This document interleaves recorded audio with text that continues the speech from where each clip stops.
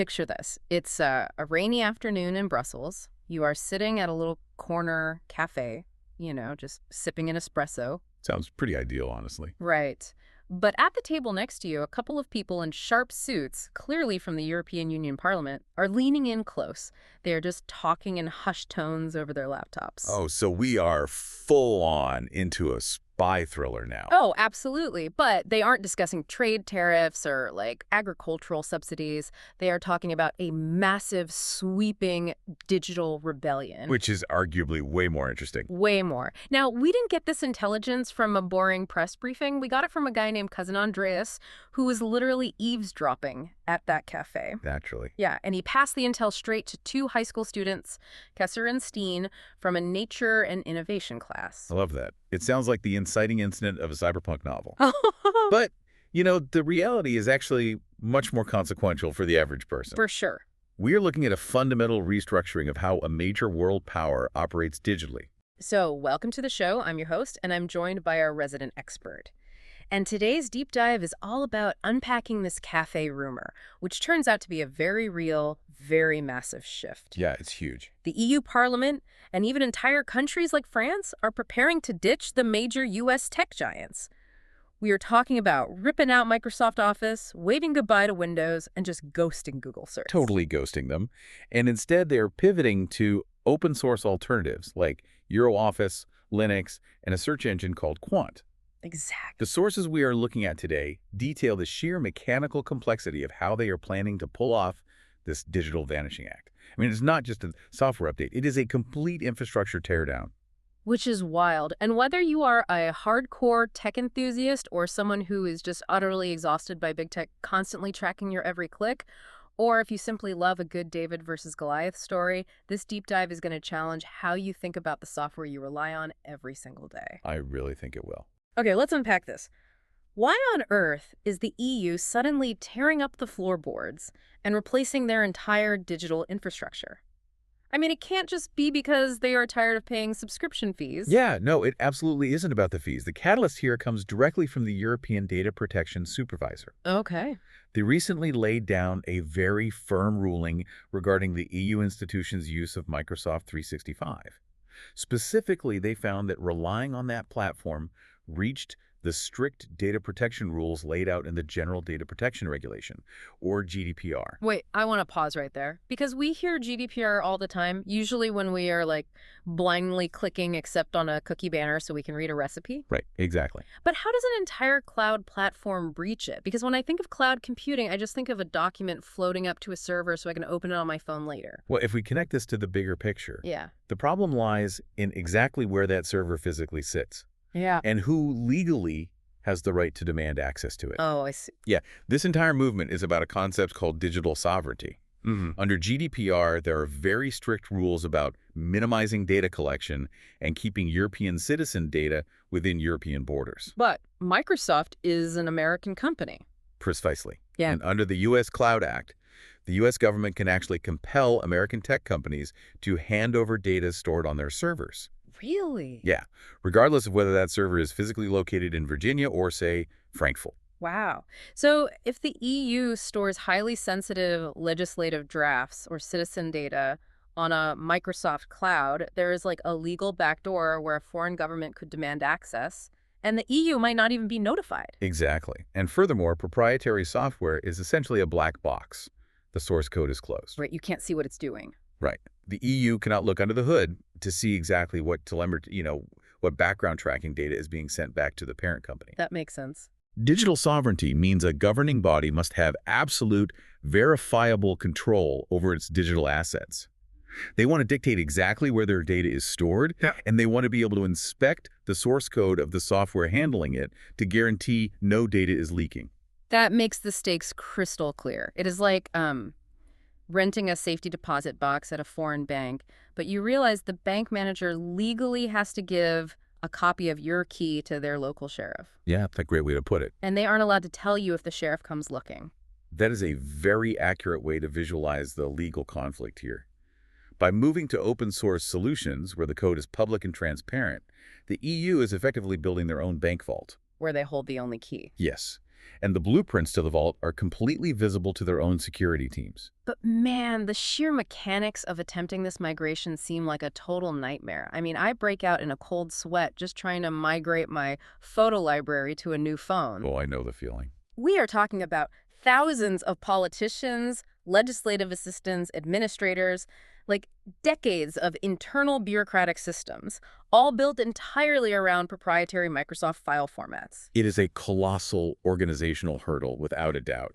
You are fighting against decades of ingrained muscle memory. Yeah, people know exactly where the print button is in Word. Exactly. They know how Excel shortcuts feel. You cannot just flip a switch over a weekend and expect Monday morning to run smoothly. Definitely not. This requires a meticulously phased rollout, running the new open source systems in parallel with the old ones and conducting intense staff retraining. Which brings us to the actual replacement tool. The first stable release of their new solution, which is called OnlyOffice, is happening on June 9th, 2026. Which is coming up fast. Yeah, for you listening, that is literally 2 days from the date of this recording. It's a fully GDPR-compliant, free, and open-source collaboration platform. But looking at our notes, they didn't just lock 50 programmers in a room for 5 years to build this from scratch. Here's where it gets really interesting. They built OnlyOffice on top of an existing software called OnlyOffice. Well, building a full enterprise-grade office suite from the ground up would take a decade of development and debugging. Leveraging existing open-source projects is just much more efficient. I was reading through the alternatives they considered, and Collabora was a massive contender. I mean, it is deeply respected in the open source community. So what is the technical mechanism that made OnlyOffice the winner for OnlyOffice? It fundamentally comes down to how the software reads and writes documents. Specifically, Microsoft's native format, the .docx file. Okay. Collabora is an excellent piece of software, but its underlying architecture is built around the Open Document Format, or ODF. So it has to translate. Exactly. When you open a .docx file in Collabora, the software has to translate the Microsoft formatting into ODF on the fly. And translation always leaves room for error. Always. Sometimes a margin shifts or, complex table just breaks. OnlyOffice, on the other hand, was architected from day one to use Microsoft's Office Open XML as its native format. That's the core code behind .docx files. Oh, I see. It doesn't translate the document. It speaks the same language natively. That is a huge advantage. Huge.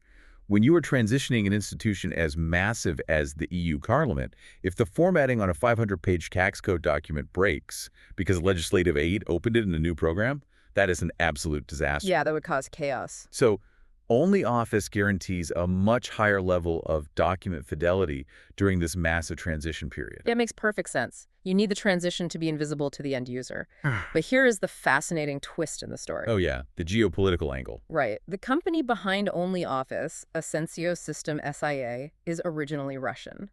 And due to the ongoing conflict in Ukraine and the subsequent international sanctions, it has been exceedingly difficult for them to conduct normal business operations or sell licenses in the West. And this is where the mechanics of open source software become incredibly legally powerful. How so? Because OnlyOffice is open source, it is released under a specific license that legally permits anyone to view, modify, and distribute the code. Okay. The European Union didn't have to buy a license or enter into a contract with a sanctioned entity.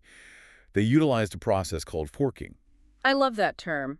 But explain how forking actually works in practice. Because, if I take the recipe for a Coca-Cola, tweak it, and start selling it, I'm going to get sued into oblivion. Well, sure, because the Coca-Cola recipe is a proprietary trade secret. Right. Open source licenses, like the AGPL, which OnlyOffice uses, explicitly grant you the right to copy the entire codebase. Think of it like a set of architectural blueprints for a highly advanced office building. Okay, I'm with you. The original architects published those blueprints for the world to see. So the EU took a copy of those blueprints, moved to their own plot of land, and started building and modifying the structure themselves. So they completely sever ties with the original creators. Completely. As of the moment of the fork, the codebases diverge. The EU is now developing OnlyOffice entirely independently, using their own engineers, under their own security audits. Wow. Yeah, they get the benefit of the technically superior, highly compatible foundation without any geopolitical, financial, or data-sharing ties to the original developers. That is just a phenomenal use of open source rules to solve a geopolitical problem. And we know exactly where this new forked project lives. We do. Kesser and Steen are high school students from the Cafe Rumor. They found the entire repository living out in the open on GitHub at github.com/euro-office. Anyone can go look at the code. That's the beauty of it. But if you listening go there expecting to download an executable file and just install a standalone app on your laptop, you won't find it. Right, because we have to remember the goal here. The EU is trying to replace the collaborative, cloud-based nature of Microsoft 365 or Google Workspace. They need the cloud. Exactly. They need multiple people editing the same document simultaneously from different countries. Therefore, OnlyOffice is architected primarily as a server-side application. Got it. It is designed to be plugged into self-hosted cloud platforms, with Nextcloud being the primary example. Let's break down Nextcloud for a second. How does a self-hosted cloud actually differ from just saving something to a Microsoft server? I feel like the word cloud confuses people into thinking it's magic. Oh, definitely. When really it just means someone else's computer. That is exactly what it means. When you use Microsoft 365, your document lives on a server rack owned, maintained, and legally controlled by Microsoft. It's likely part of a massive multi-tenant global network. Right. But when the EU uses Nextcloud, they are installing the cloud software on physical server racks that sit inside European government buildings. So they physically own the hardware. Yes. The EU employs the IT staff who maintain the physical hardware. The EU sets the firewall rules. They own the computer. Nextcloud basically just provides the software interface that makes those local servers act and feel like a modern web cloud to the end user. Okay, so the cloud is secured. The documents are native. But the cloud doesn't really matter if the computer accessing it is compromised. That is a very good point. And our sources point out that securing the Office suite is really only step one.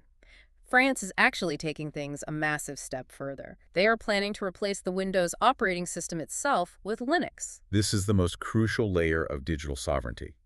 The operating system is the bedrock. Right. It manages your keyboard strokes, your network adapter, your screen. If you are running an incredibly secure self-hosted version of OnlyOffice, but you are accessing it through an operating system that has built-in, undisableable telemetry.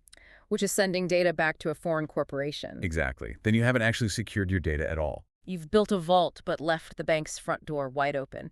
But moving a massive government workforce to Linux. I mean, historically, Linux has a reputation for being incredibly hostile to regular users. That's definitely the stereotype. Yeah, I remember when installing Linux meant spending 3 days typing arcane commands into a black terminal, just praying you didn't accidentally delete your computer's boot sector. Oh, the dark old days.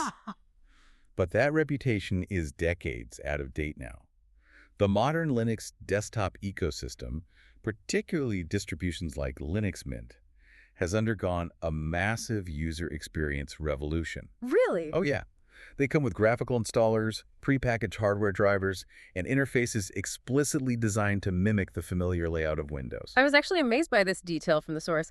Kesser and Steen were practicing with Linux by just downloading Linux Mint version 22.3, and they noted version 23 is coming out soon, right onto a standard USB thumb drive. It was that easy. And they didn't even have to install it to use it. How does that actually work mechanically? Like, how do you run an operating system from a USB stick? It is called a live USB environment.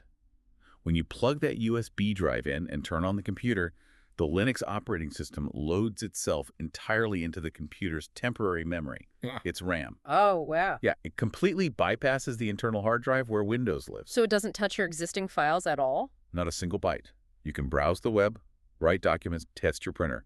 And when you shut down and pull the USB drive out, the computer reverts exactly back to how it was. That is brilliant. It completely removes the fear factor. It allows massive institutions, or just regular people, to test the hardware compatibility of their machines with zero risk before committing to a full installation. Exactly. It's a game changer for staff training. But what about the offline experience? Because if someone in the French government installs Linux Mint, and they are, say, on a train without internet access to their Nextcloud server, how do they write a document? Well, for traditional offline desktop work, the default standard on Linux remains LibreOffice. Okay, I've heard of that. Yeah, and it actually comes pre-installed out of the box on Linux Mint. It handles complex .docx and ODF files natively right on your local machine. Nice. However, the developers behind OnlyOffice know that users prefer consistency. If you use OnlyOffice in the browser at work, You want the exact same interface on your laptop. So they are actively developing native desktop versions of OnlyOffice for Linux. And the sources mention they are distributing these desktop versions using .deb files and app images. Yes. Those sound like two very different ways of getting software onto a computer. They do represent two different philosophies of software management on Linux. A .deb file is the traditional method, specifically for Debian-based systems like Linux Mint. Okay, how does that work? When you install a .deb, the system unpacks it and integrates the software's components directly into your operating system's core libraries. It shares resources with other programs. Which is highly efficient. Very efficient. Yeah. But it requires the software to exactly match your system's configuration. And if it doesn't match, things break. Yeah. Which I guess is why they're also offering app images. What makes an app image different? An app image is essentially a self-contained bubble. The developers pack the OnlyOffice software, and every single background library, it needs to run into one single isolated file. Like a portable app. Exactly. You don't install an app image in the traditional sense. You just download the file, double-click it, and it runs independently of whatever else is going on in your operating system. That is the ultimate plug-and-play simplicity. It ensures that OnlyOffice will run on virtually any Linux computer, regardless of how it is configured. Absolutely. Okay, so we have secured the cloud with Nextcloud and OnlyOffice. We have secured the metal with Linux Mint. The final piece of the puzzle our sources highlight is the gateway to the internet itself. Right, the search engine. Yeah, the EU is actively swapping out Google for a search engine called Qwant, spelled Qwant. And what's fascinating here is the major philosophical shift in how we interact with the web. Qwant was founded in France in 2013, and it operates on a strict privacy-first mandate. No tracking? Right. Their core promise is zero IP tracking, zero logging of your search history, and absolutely no behavioral profiling. Now, let me play devil's advocate for a second. Go for it. If I search for best pizza, I kind of want the search engine to know I live in Chicago and not Tokyo. Or if I search for a technical term, I want it to know I am a researcher and not a middle school student. Sure. Aren't personalized search results inherently useful? Why is a totally neutral search engine better? It is true that personalization offers a surface-level convenience. But the mechanism behind that personalization is exactly what the EU is rejecting. Because of the tracking. Right. To know you are a researcher in Chicago, a search engine has to build a shadow profile of your entire digital life, your location, your reading habits, your political leanings. That is a little creepy when you say it out loud. And they then use that profile not just to help you find pizza, but to manipulate the results you see based on what will keep you engaged the longest or what a paid advertiser has bid on. So you end up in a filter bubble. You only see information that reinforces what the algorithm thinks you want to see. Exactly.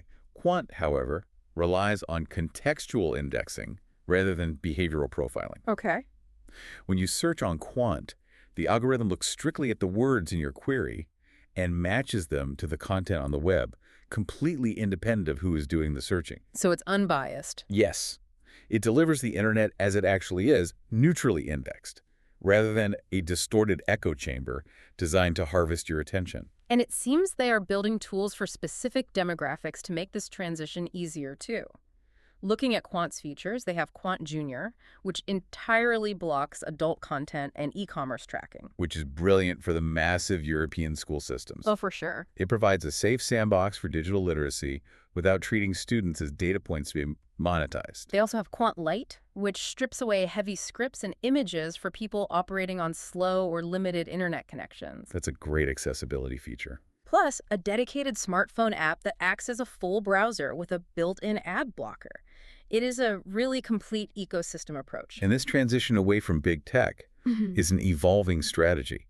The sources indicate that replacing Google with Qwant is just the current phase. There's more coming. Yeah, there are plans to integrate other mission-driven tools. For example, the eco-friendly search engine Ecosia, which actually uses its ad revenue to fund reforestation. That's slated for wider deployment around 2026 or 2027. Wow. We have covered an incredible amount of technical and political ground here today, from the legal clashes of the Cloud Act and GDPR to the architectural differences of document formatting to the mechanics of running Linux from temporary memory. It's a lot to take in. It is. So what does this all mean? Looking at all of this together, what does this actually mean for the global tech landscape? Well, I think it means the era of absolute inevitability for massive tech monopolies might be cracking. Yeah. For years, the narrative has been that proprietary US-based cloud solutions are simply too big and too convenient to challenge.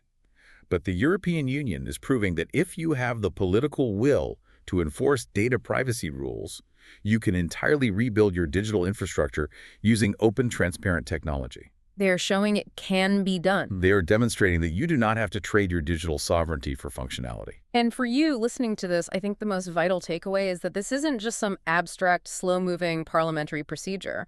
The tools we talked about today, OnlyOffice on GitHub, Linux Mint on a thumb drive, Qwant on your phone, these are not classified government secrets. Yeah, not at all. The fact that Kesser and Steen, two high school students, are downloading and mastering these exact same tools proves how accessible this technology has become. It is free, it is open, and it is ready right now. Which leaves us with a rather profound question.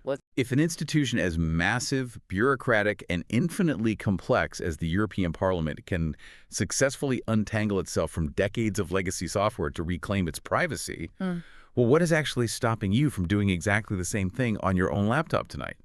That is a phenomenal question to leave hanging in the air. The next time you are sitting at a cafe sipping an espresso, take a hard look at the software running on the screen in front of you. You might just decide it is time to start your own digital rebellion. Thank you for joining us on this deep dive. We will catch you next time.